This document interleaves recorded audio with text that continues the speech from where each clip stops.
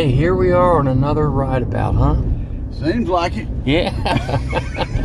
So, According to my wife, it's all we do.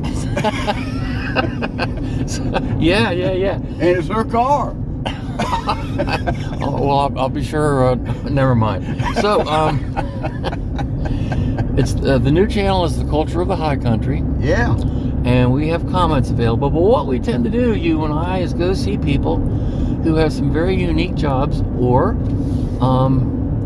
they are kind of important in the community, and Yes, sir. Well, there's, you know, what we're finding out, or I'm finding out, you probably already knew because you've been doing this kind of stuff a long time. There's just tons of people up here in this county. This is not a big county. I mean, the population is not big here, but there's tons of unique people up here in the high country that have unique talents. there are unique people here that own $10 million homes that are very unique, and we have people that live off the land, and they're very unique. And anyway, so guess who we're seeing today? Bobby Taylor. Bobby Taylor is a legend. That's what he is. He is. Yeah. I think he's famous, kind of. Yeah, legend. He is. He's played professionally in many genres, and I'll look forward to hearing him talk about that. But he goes to our church, and there's a very delightful addition to what we do on a regular basis. He's a very good teacher. He's very patient, very knowledgeable, and we're going to go see him. Good deal. Yeah. How about your bride? She's been sick, I understand. She was real sick. Yeah, that's what I heard. Close to death. Several times. Well, I didn't know that. Yeah. That's yeah. serious. I hosted one of our property owners meetings early on, and I said, we're the Yucapoas, Upper Creek Property Owners Association. Oh, okay. And so I said, he looks like he could have been the chief of the Yucapoas. Yucapoas. Yeah. Okay. Yes, and it looks like it was done right in the tree. I mean, it does. Yeah, well. You can see now, you said all that, but when I first looked at it, I was like, well, somebody just, what you see around sometimes. Well, he's not the most handsome fellow in the world. And several people, they said, Yucapoas? You never heard of the Yucapoas? I said, probably because he was the chief and he was so ugly he couldn't get a mate. None of the females had anything to do with him. So consequently, the Yucapoas died out. Like the Shakers. Yeah, exactly. Yeah. Hey, Bobby. How you doing? Alton, good to see you. Let me tell you something, brother. It never, ever bothered me that you didn't invite me to your house. But now I'm pissed, brother. Now I'm pissed.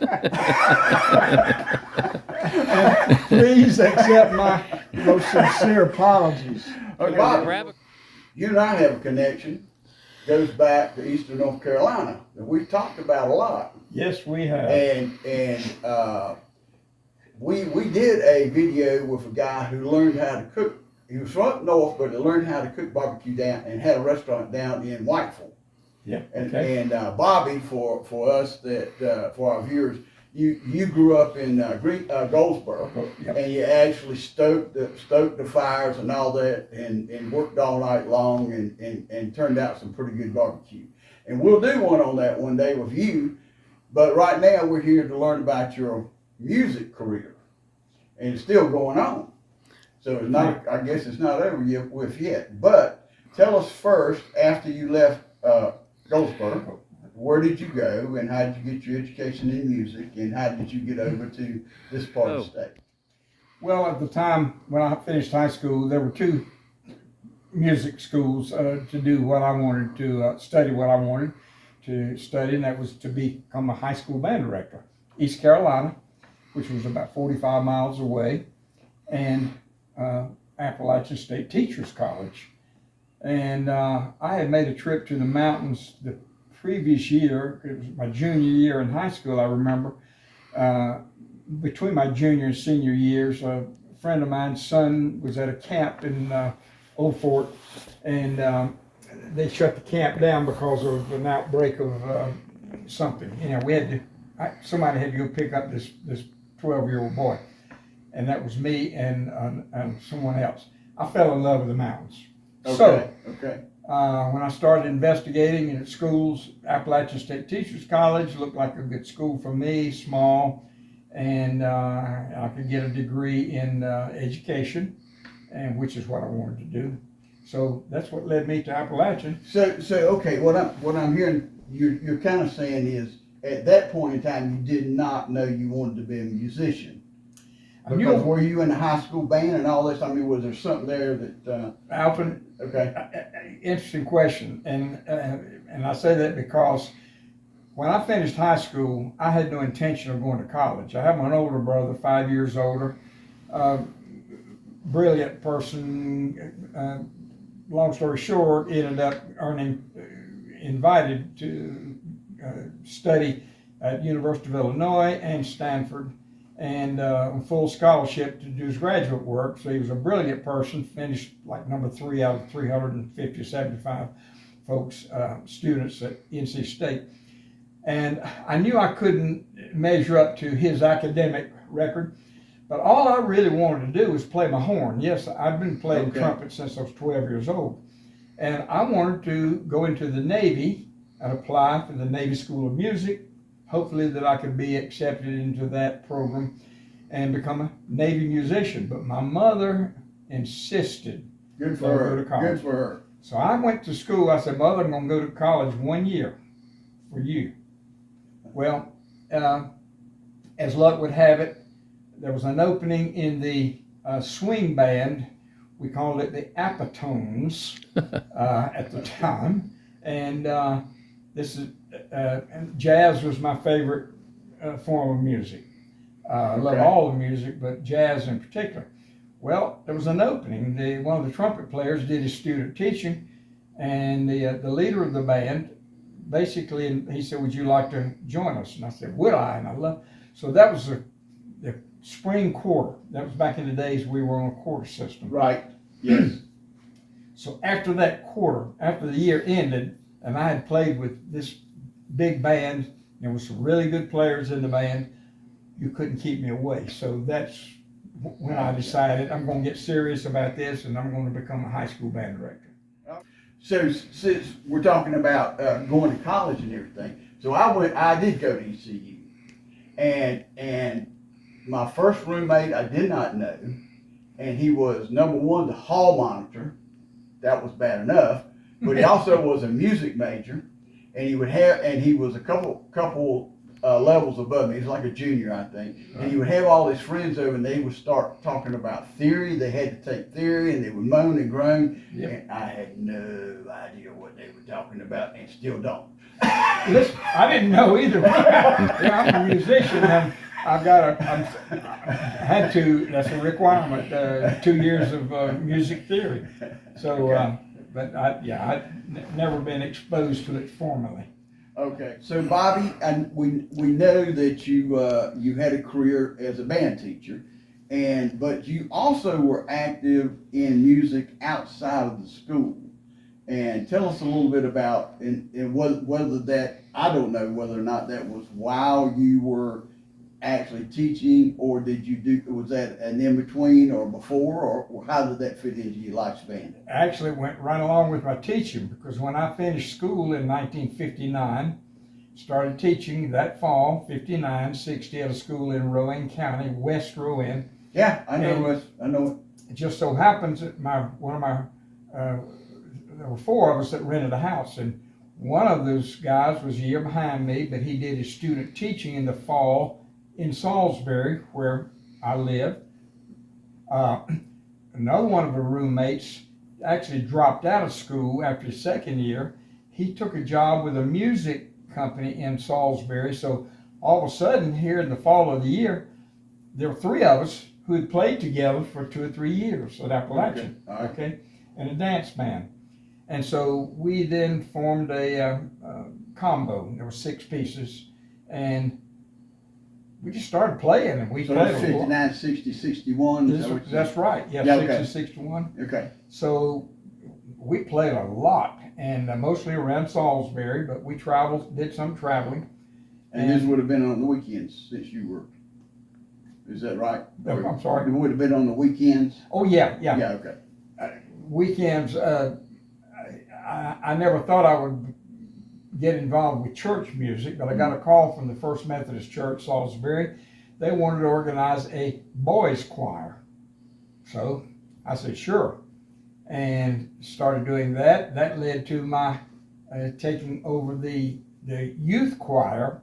The director of that group was a chairman of the music department at Pfeiffer College, which is 25 miles away from Salisbury. So I took the youth choir and the boys choir, and then he resigned, so I ended up doing the chancel choir for 10 years or so. So that was another thing, but made me think of it. We play maybe Saturday night in Pinehurst. I'd get home at 3 or 4 o'clock in the morning. Then I had to be at church at 8 o'clock. And that was when your first divorce started materializing? Well, I think it's unbeknownst to me. Yes, probably when it all started. So anyway, yeah, I played, all my life, all my adult life, I should say. And then I was offered the Hickory High School band job in 1968. So I left West Rowan after 9 years and moved to Hickory, and we had incidentally played while I was living in Salisbury. The band had played for a lot of dance clubs and Moose Lodge, the Elks Club in Hickory. So I just continued on, and so really I've been doing that all my life. And then along the way, I had the opportunity to play with some big bands, Lunas McGlowan several times in Charlotte, had a big band. There was another band leader by the name of Billy Knopf. I played with that band 2 or 3 times. But 4 gentlemen approached me. I was living in Hickory, and I played for a lot of wedding receptions and cocktail parties. And that during those days, Hickory had hosted the furniture market. Right. Now correct. Everything's moved, and a long time ago moved to High Point. Right, correct. But there were parties all over, and so I played a lot during the furniture market, and I lost my train of thought here. So these gentlemen said, would you play for us? This was during the days of disco, and where the floor would be full of people and no one was touching. They just stand, Yeah. And I remember one of those old gentlemen said, we like to hold our girls. And so they said, we'd like for you to play us some of our favorite tunes. And I can still remember one gentleman said, my wife and our favorite tune is Stardust. We never hear Stardust anymore at the dances. They were part of a dance club in Hickory. Fast forward to the spring, that right now, 2026, and we are still playing for that dance club. 53 years, and they've never had but one band. Are they still holding the women? And oh yeah, and they still hold the girls. Yeah. So we think one of the fellows has done some research with the Guinness folks, and he thinks maybe the Thursday night dance club, Lake Hickory Country Club, that may be the longest running dance club in America that's never had one band. So did you play? Regarding the summer series, we started doing that. At first it was a lecture series at our church. Correct. And someone said, we need some music. I think it was Barbara Ross. So Kathy called me, and Kathy Campbell, our minister, and asked me if I would play, and I said, sure. And so it was a time for me to get together with some folks that I don't play regularly with, but who are the best at what they do. Rick Simmerly, for example, he's an all-world player. Lives in Johnson City now. Trombone player. To the legend point. Trombone player, and Rick has played all over Las Vegas. Played all over. The saxophone player now is a former student of mine who finished at Hickory High School. went to Appalachian State, Eastman School of Music, and then played professionally in Atlanta for 25 years or so. Now lives in Hilton Head. But I met him when he was about 12 years old, riding past my house, and I got to know him, and wonderful guy. And So, Bobby, a couple of questions, and one is you're obviously not a young man anymore, and when you're telling stories that started back in the 50s and 60s, but you're still active, you're still playing. Can you tell any difference in your stamina and your ability, or is that like something that keeps you in shape? Well, it helps. My cardiologist thinks that playing my horn has definitely led to my long life that I've experienced. Oh, great. And but I can say this: I used to lay the horn down. I was playing a lot of, like, every Friday, Saturday night, it seemed like. So I wouldn't touch my horn between the Saturday night and the next Friday night, let's say. But now, when I miss 2 or 3 days, I can really tell. And, it's just the human body just doesn't respond. It's like when you bruise yourself, or when you hurt, or you pull a muscle, or you don't respond, and your body doesn't heal as quickly as it used to. So yes, it is becoming more and more difficult. I don't think I'm able to phrase as long as play a long musical phrase. I've noticed that recently in my playing, and so I think I'm saying that's because of old age. Just keeping the lip. I don't have the range that I used to as far as playing high notes, that kind of thing. And I have to really work at it. I'm trying to get in shape because I will be playing with the Swing Set Band in Bannerell beginning on June the 4th. We'll play every Thursday. Where?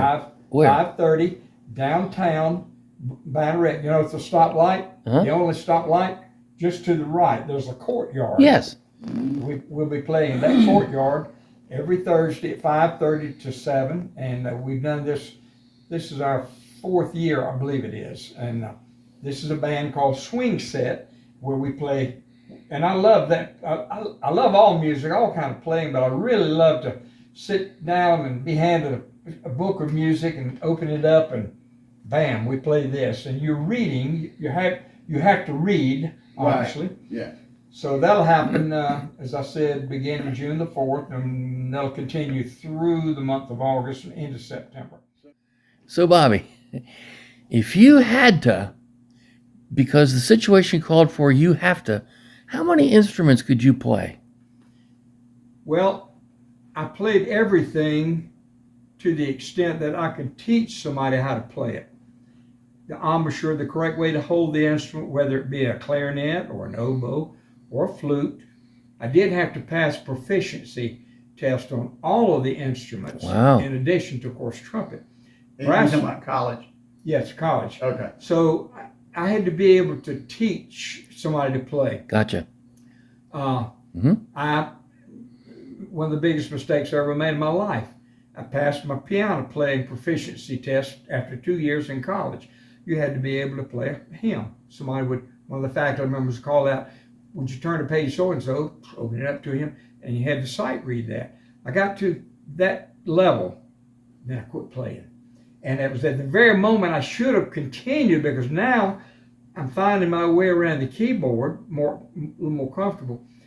And every prominent jazz player I have ever heard do a clinic, I've been to bunches of them at Appalachian State where they bring in some big names, and the guys, maybe he may be a trombone player, he may be a euphonium player, maybe a saxophone, flute, whatever. They all play piano.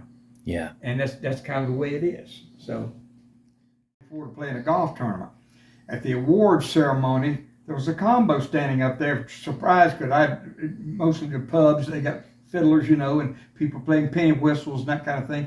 But this quartet, piano, bass, drums, and a trumpet player. So my guys that are with me said, "Go get your mouthpiece." And I always carry my mouthpiece with me. So one of them goes up to the band, though, unbeknownst to me, and my mouthpiece is back in the room, and I get this call, Bobby Taylor, would you come to the bandstand? So I walked up and they said, you play trumpet? I said, well, sort of. They said, come play with us. I said, let me run and get my mouthpiece. I did. I came back. So I'm up playing, and that particular day we had been paired with some guys from Georgia. This was a John Jameson Invitational golf tournament, Okay. which incidentally my 4-man team won it. And, Okay. So there were 25 teams from America, 25 from the rest of the world. So the piano player, now you got this, we got 200 people out there. He's sitting about from here to that window. What do you want to play, laddie? And I said, how about Georgia? Because these guys I played with from Georgia, that's the first thing that popped in my mind. He said, give me the key. Got it. That means 1 flat.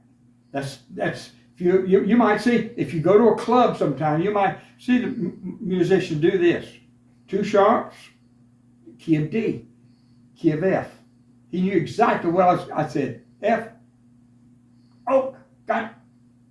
So that's a universal language. 1 flat. Everybody started playing. And he knew exactly what, bam. I said, give me 4 bars. And he played 4 bars, and I came in and played. I've never seen these guys in my life, and it was fun. And that's, he said, do you know, how about the Duke Ellington, Satin Doll? I said, great, yeah, A flat, right? Some people do it in B flat. I like it in B flat better. I said, I prefer it with 2 flats. And anyhow. Well, thank you, Bobby, so much. A beautiful house, and we've been in some nice, beautiful houses. But I'm telling you, you're gonna be in the top. Well, and like I said, I'm pissed I hadn't been here before. Bobby, so Alton, Yeah, man. what'd you think of Bobby Taylor? Well, let man? me tell you. Somebody said to me the other day, they said, Al, you're good at pulling stuff out of people. I didn't have to pull anything out of that man, not a thing. Man, that just made my job easier. He just carried that video all by itself. Yeah. And we know him. It's the audience knows this. We know him well. Yeah. We've heard him play many, many times. Yes. And very good and amazing and just shockingly for his age, I think. well, yeah. And you know, the fact that he was a teacher for so long, when you're playing with him or singing in choir with him, it's a very, very cool experience. So very satisfactory. Yeah, I wonder why they can't get him to be the choir director.